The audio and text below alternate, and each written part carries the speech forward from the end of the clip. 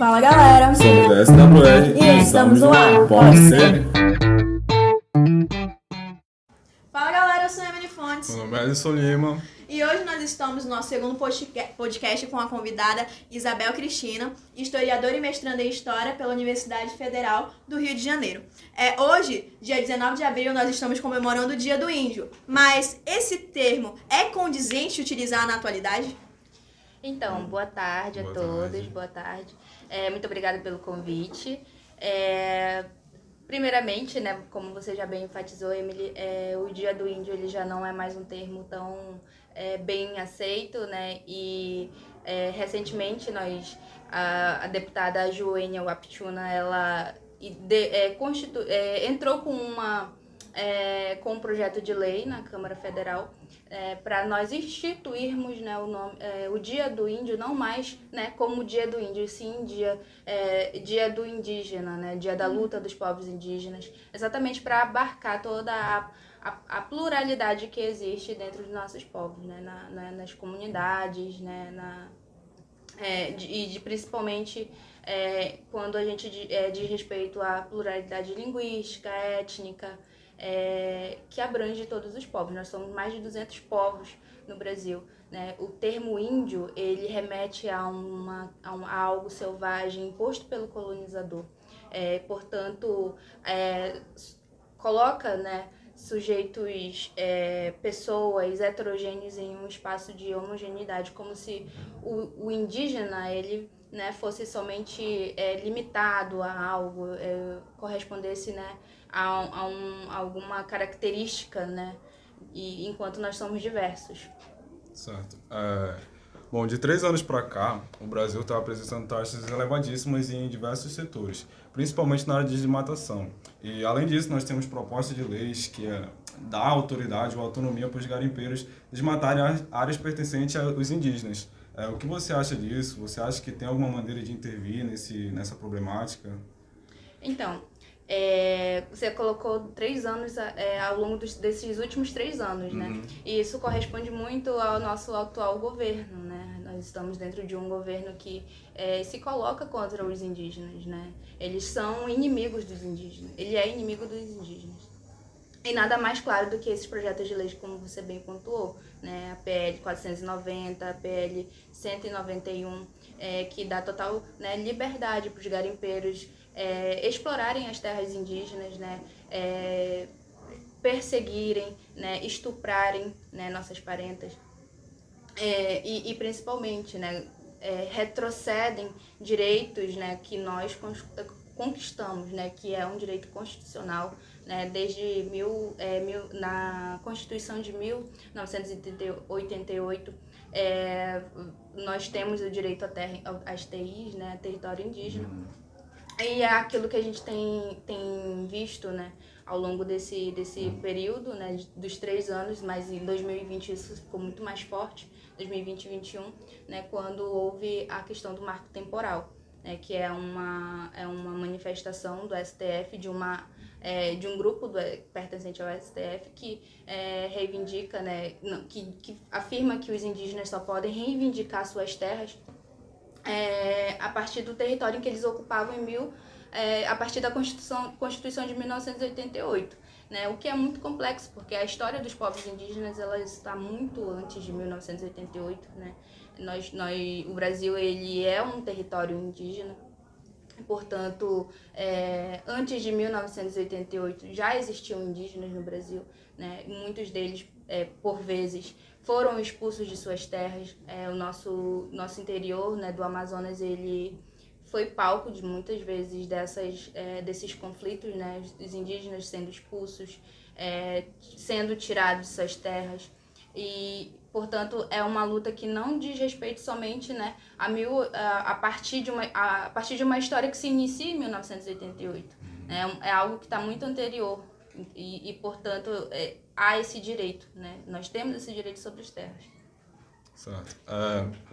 Já que nós estamos falando de um tempo atual, como foi a experiência dos povos indígenas diante da pandemia? Como eles lidaram com isso? Se o governo interviu de alguma forma para auxiliar ou não? Então, A gente precisa pontuar essas coisas por mais, né, a pandemia durou e ainda está durando de certa maneira, né, há quase 3 anos.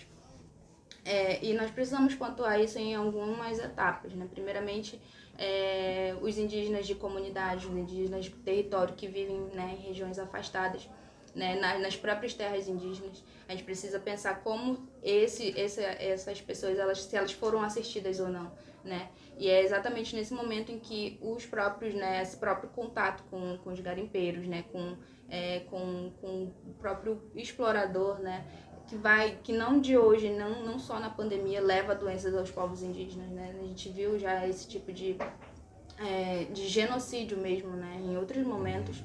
E quando a gente chega na pandemia, a gente percebe esse mesmo descaso com as vidas indígenas. Tem esse ponto, né, dos indígenas que foram, né, desassistidos, né, os indígenas de comunidade, de território, foram desassistidos. Também temos o ponto dos indígenas de vida urbana, né, que a gente tem aqui em Manaus bairros indígenas, aqui mesmo, né, próximo à escola tem no ramal do Brasileirinho tem uma comunidade Cucama. E os indígenas da vida urbana, eles têm uma dinâmica, né, tentam acompanhar a dinâmica da vida urbana e isso ficou totalmente afetado. A gente percebe que tanto homens quanto mulheres indígenas tiveram que buscar meios de sobreviver mesmo, né? O emprego para o indígena na vida urbana ele já é mais difícil, né? A gente já sofre com uma série de estigmas da sociedade, sem contar com a própria disputa, né? Que o modelo de vida da cidade ela estabelece, né, entre os sujeitos e, portanto, os indígenas acabam sendo, né, preteridos em alguns espaços. E nisso acabam na marginalidade, né, acabam em empregos não tão estáveis. E a pandemia veio só para, né, expor mais ainda isso, né? A gente percebemos a organização das mulheres indígenas na confecção de máscaras, né, na venda, né, de remédios, né, e de cuidado mesmo, né? Então, assim, a pandemia ela expôs, né, essa falta de atenção ao indígena da vida urbana.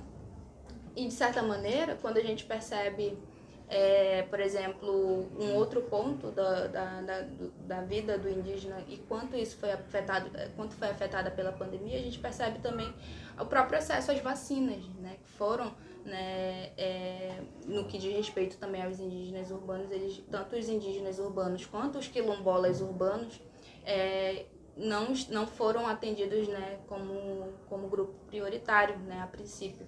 Somente depois de muita luta, depois de muita indignação, né, de questionamentos à política de vacinação, que, né, foram atendidos, enfim. Né? Mas a gente viu muita gente furando fila, né, tomando vagas de pessoas que na verdade eram as verdadeiras, né, prioridades. Certo. Sim. E você, né, como faz parte, como você se vê e o que você espera da sociedade e tudo mais? Muito importante essa pergunta. A gente está em um ano eleitoral, né? Primeiramente, quero aqui pedir para vocês, jovens, que tirem seus títulos de eleitor, né? Ainda há tempo. Primeiramente, eu gosto de pensar na minha cidadania enquanto mulher, né? Oriunda de outras mulheres indígenas, que eu possuo um local de privilégios, né? Eu sou formada, eu tenho, de certa maneira, um esclarecimento, né, que não permite que outros me explorem da forma que muitas mulheres, né, minhas parentas, são exploradas.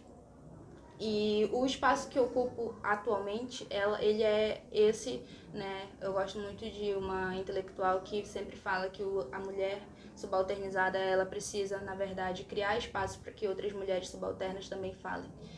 Então, assim, enquanto mulher indígena, minha função, não só para outras mulheres indígenas, mas para as mulheres, né? Mulheres pretas, mulheres pobres, principalmente, é exatamente esse de criar meios para que elas possam falar, né? Não criar por eu possuir o poder, né, de dar voz às outras, mas criar meios, né, e estabelecer caminhos para que nós possamos falar juntas.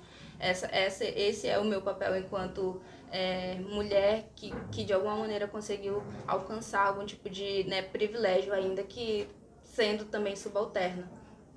E outra questão, né, que eu pontuei no início, nós estamos em um período, né, pré-político, na verdade tudo que nós já estamos fazendo é político, né? Portanto, há uma importância muito grande e que eu não coloco só para mim, né, não limito a minha fala somente a importância para mim, mas para todos nós, né? No Brasil, nós temos uma deputada federal no pleito, né, representando os interesses dos povos indígenas, e isso diz muito com relação à força que a bancada ruralista tem, né?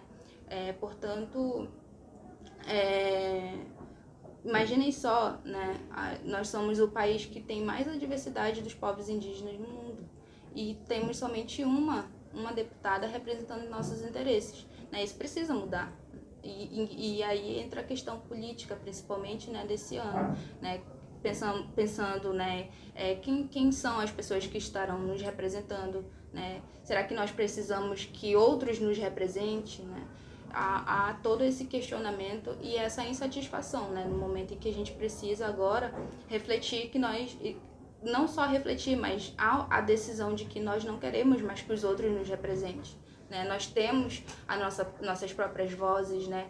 E principalmente o que eu percebo, que eu acho muito importante no movimento indígena e que isso precisa inspirar as outras pessoas, é que essa é uma luta coletiva, né? Não é algo que está limitado aos nossos interesses individuais, né? A gente tem, por exemplo, né, a Wanda Ortega, que durante a pandemia, né, a Wanda é da etnia Witoto, e durante a pandemia ela mobilizou para construir, né, um hospital dentro do Parque das Tribos. E isso é extremamente importante, porque os indígenas, eles têm um modelo próprio de vida, né, de tratar a sua saúde, e as mulheres indígenas têm um modelo próprio de parir, né? Então, tudo isso é político, né? O que a gente percebe com isso, né? Foi preciso que uma mulher indígena se levantasse e dissesse que nós também temos, né, nossos próprios interesses. As nossas demandas são distintas das demandas dos demais. Isso não nos torna, né, diferente, mas precisa que, na verdade, o olhar, né, do homem da cidade, ele precisa ser amplo e não limitado aos seus próprios interesses, né? E aí há nesse meio todas essas questões políticas, né, e que correspondem, né, a não somente o meu papel quanto eu me enxergo, né, mas como eu enxergo o coletivo.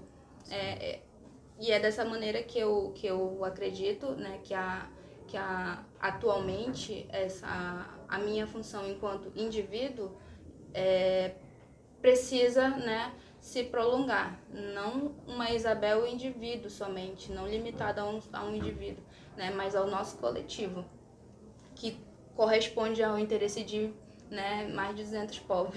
E aí não somente também, né, aos interesses das mulheres indígenas, né, mas também das mulheres como um todo.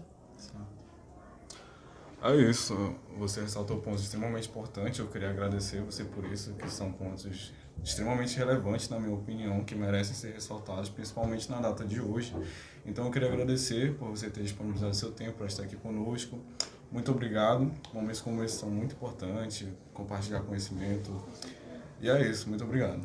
E eu também queria agradecer a Seduc, que viu que nossa escola 77 Pessoa fez o podcast para ultrapassar além da barreira da escola. A gente quer agradecer muito seu apoio e convido vocês a conhecer a nossa rádio no Instagram School Web Rádio e também seguir, curtir, comentar e também mandar suas sugestões para o que vocês querem ouvir no nosso podcast.